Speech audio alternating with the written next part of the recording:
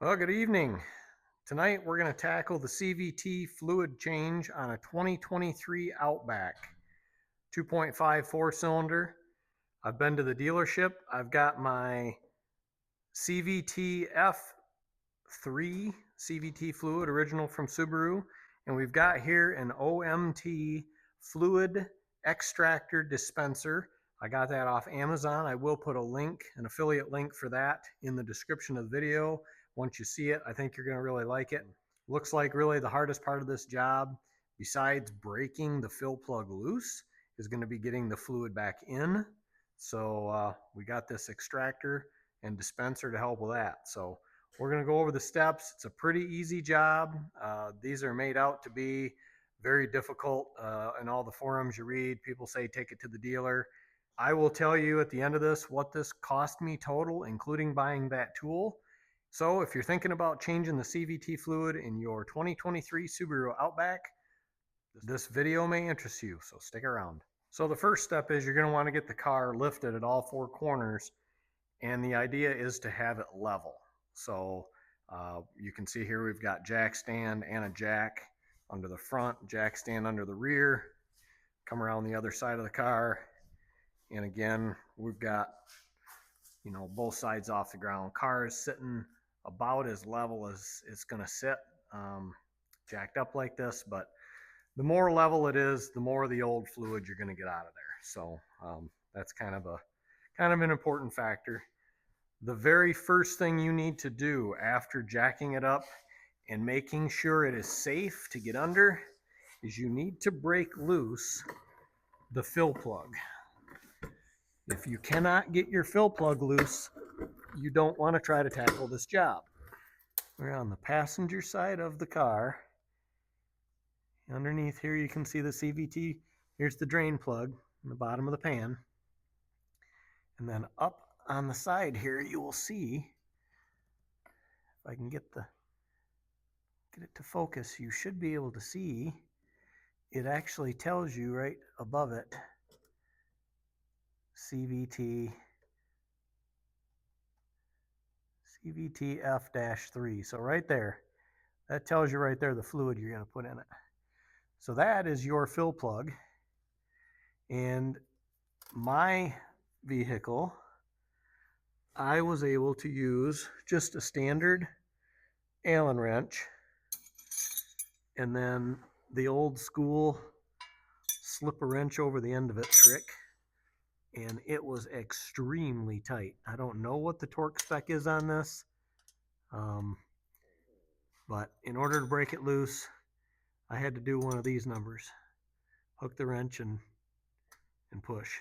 Looks like that's an 8mm Allen wrench, and then I used a 3/4 inch box end wrench to go over the end of it for leverage, but that is a 14mm socket I just grabbed for the drain plug. Drain plug snapped loose way easier than the fill plug did, which is crazy. You'd think it'd be the other way around. That's pretty black looking for CVT fluid. That's really black. 70,000 miles, actually just shy of 70,000 on this. So I would say we're probably a ways overdue. Now when I went into the dealer and I asked for how many quarts this took, I was told 4 to 5 depending on the mechanic. So I bought 6. At this point I'm hoping 6 is going to be enough. I think right now, with what I got drained out, I'm going to put my plug back in for just a minute. I'm going to go pour what I just drained into some jugs and get an idea of how much I just took out of there, because there's no running to the dealer tonight to get more fluid. So given that this fluid looks as dirty as it does, what we will probably do is we'll change this now, and then we'll drive it about another 10,000 miles and we'll change it again. We may have to do that for 20 or 30,000 miles, continue to change it every 10,000 until we get a little bit better color out of it when we drain it. Alright, so I have filled a 1 gallon container, and there's just a little bit left in my pan, so we got all the 4 quarts out of it. So I'd say we probably can pretty safely let that drain just a little longer, get a little more of that fluid out of there. Of course, we're also assuming that it was full when we started, because the only way to check these is with the engine running, and they say between 95 and 115 degrees, I believe is what I read, for the internal temperature, which of course you're going to need a scan tool to tell that, which I don't have, so I'll be using a heat gun, like a laser infrared heat gun. And my plan is to shoot it into the side of the fill plug as the fluid starts to dribble out and take my temperature there. So we didn't get a whole lot more out of it there. Obviously we could probably let it sit here and do this all night if we wanted, but that's probably what we're gonna call that drained.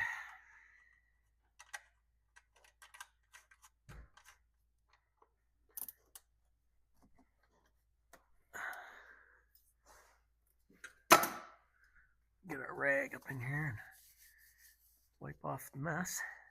So that's a full gallon, and then not quite a quarter of a gallon. So we're probably looking at somewhere between 4.5 and 5 quarts. So I think buying 6 quarts on my part was probably pretty wise. This is an extractor and a dispenser. So what I'm going to do is I'm going to use it to extract fluid from our quarts, and then I will use it to dispense into the vehicle. Pretty slick. It's just got a little dispense and extract valve on the front of it, and you screw it all the way out to extract, all the way into dispense, and then you can pull this handle here and lock it on, and then this will be your on and off for your air, and then you have an on off for your fill and dispense right there. So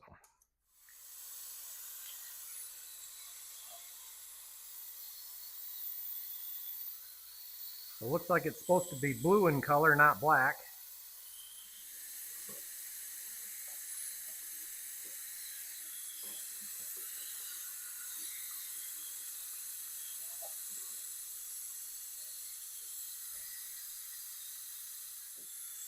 You want to be real careful not to spill this stuff, because it's 25 bucks a quart.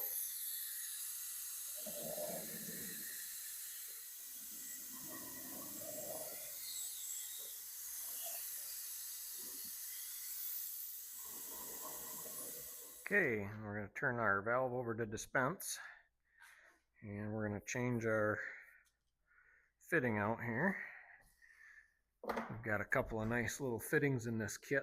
I happen to have one picked out that's got a nice little hook on it, so I should just be able to hook that into the side of the transmission pretty easily.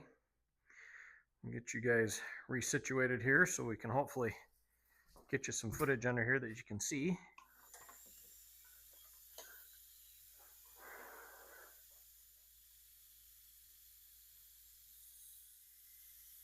Okay, as you can see there, we've got some running out, so it's time to go ahead and stop filling at this point.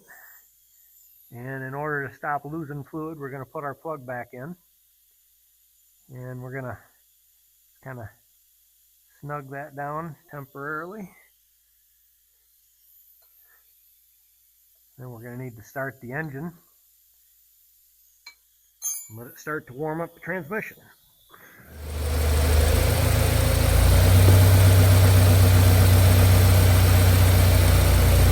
Well, the outside of our transmission's reading 96, so I'd say we're probably plenty warm enough to go ahead and check our fluid.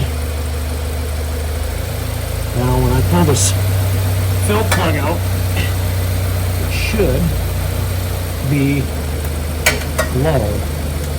It should be not full yet, because I think we only put about maybe 3.5 quarts in here so far. Alright, so now we can go ahead and start refilling.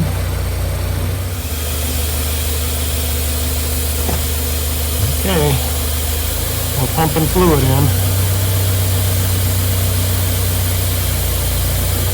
As soon as we start getting fluid out the side, we're at operating temperature and we're running. We'll be full and ready to put our plug in. And we are there, which is perfect timing because we just pumped in the last of our 5 quarts. So, looks like our guess was right on the money. It's a 5-quart fluid change.